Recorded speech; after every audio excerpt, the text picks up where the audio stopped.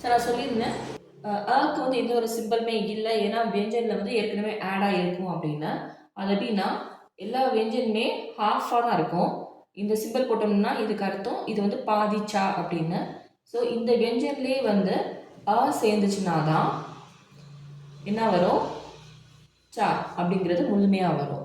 So இது இச் plus தான் சா.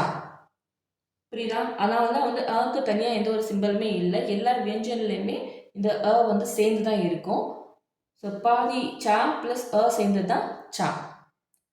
ஸோ நெக்ஸ்ட்டு சால ஆக்கி மாத்திரை, இங்கே நான் சிம்பிள் மட்டும்தான் எடுத்துருக்கேன், சிம்பிள் மட்டும் தான் நம்ம எடுக்கணும். சால ஆக்கி மாத்திரா போட்டால் என்ன ஆகும், சா. நம்ம தமிழில் துணைக்கால் வச்சு படித்தோம்னா எப்படி படிப்போம், அதே மாதிரி தான் இதுவும். சாமே ஆக்கி மாத்திரா சா. நெக்ஸ்ட்டு சால அடுத்து என்னது, ஈக்கி மாத்திரா. ஈக்கி மாத்திரா எப்படி எழுதுவோம், நான் என்ன சொன்னேன், லெஃப்ட் சைடு வரும். ஸோ சா எழுதிட்டு லெஃப்ட்லேருந்து ரைட்டு. சாமி ஈக்கி மாத்திரா சி. சால बड़ी की मात्रा, बड़ी की मात्रा போட்டோம்னா என்ன வரும், சா எழுதிட்டு ரைட் சைட்லேருந்து லெஃப்ட் சைடு வரும். சாமே बड़ी की मात्रा சி. இது சி, இது சி. நெக்ஸ்ட்டு சாமே छोटा ऊ की मात्रा, சாமே छोटा ऊ की मात्रा. இந்த வெர்டிக்கல் லைன்லேருந்து நான் போட சொல்லியிருந்தேன். சாமே छोटी ऊ की मात्रा चू. நெக்ஸ்ட்டு சாமே बड़ी ऊ की मात्रा, இந்த வெர்டிக்கல் லைன்லேருந்து போட சொல்லியிருக்கேன். சாமே बड़ी ऊ की मात्रा चू.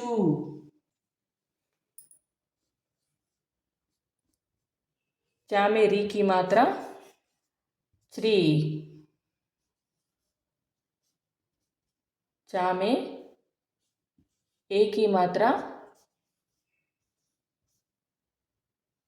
छे. चामे ए की मात्रा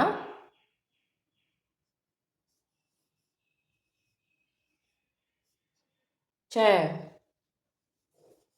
चामे ओ की मात्रा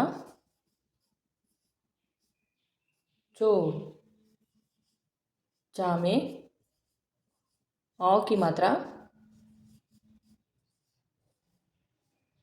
चौ.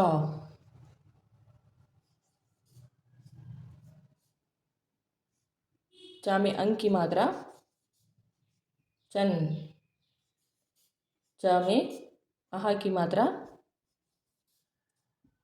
चहा.